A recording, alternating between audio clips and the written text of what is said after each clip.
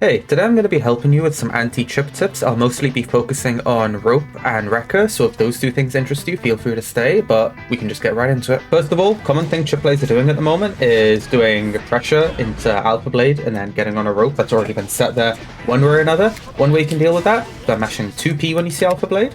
You can mash 5k when you see Alpha Blade, or if you think you're quick enough but you're just doing it on a read, you can mash CS on seeing Alpha Blade. All of them are different depending on what character you play. Some characters like Viking, for example, her 5p is a little stubby. It can work, but if you want to be more consistent, 5k is going to be really good as well. On the other hand, if Chipp gets on the rope and he goes high instead of saying low like this, the usual anti-airs aren't going to work as cleanly. So instead, what you're going to have to do is a rising JP. A little harder to convert from usually, but a lot of characters will have options better than Kai, who I'm on right now. And quickly, since I almost forgot to mention this, a lot of CSs, the reason they're not super consistent is because this can happen, but if you're quick enough, it's not going to. It's still something to keep in mind. Now, if you're blocking Chipp in the corner and you don't know any better, you can just accidentally let him reset you with rope like that, and you're just going to have to hold all of this offense and pressure. But since we know you can already mash buttons like 5p, 2p, and CS on Alpha Blade resets, you can also do that versus rope resets. In the corner, you can definitely do that. But if your back is to the wall, you can also do a little dash like this and get a clean CS punish you can fully convert from.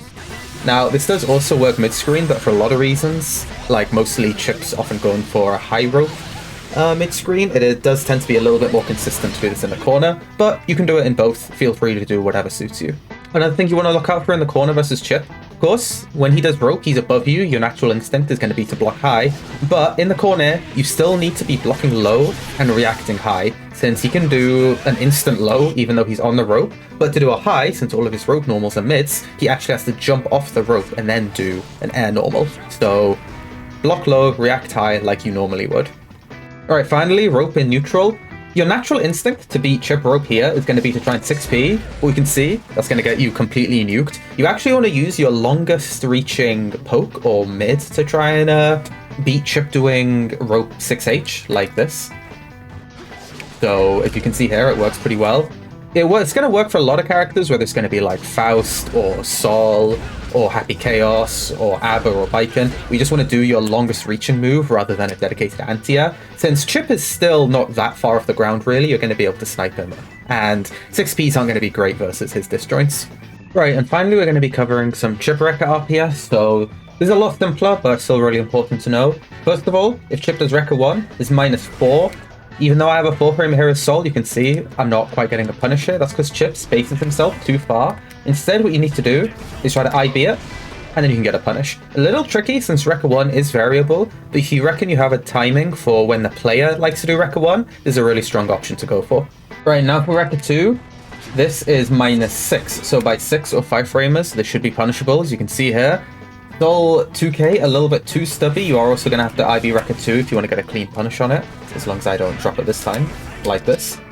And you can get a combo from that, a little better than 5p. Again, this is hard, but not all characters are going to have to use an IB for this. A lot of characters like Kai, Abba, a couple of others I'm going to list here, don't need to IB, but a lot of characters, if you want to get punished with a 6-framer, you are going to have to do that. Now, even if you can't punish Chipp, you still can take your turn after blocking Wrecker 1 or Wrecker 2. They're both minus, you can do an advancing normal or a quick poke, maybe catch his walk back with a low, but if he does decide to do Wrecker 3, you are just going to have to react to that and block high.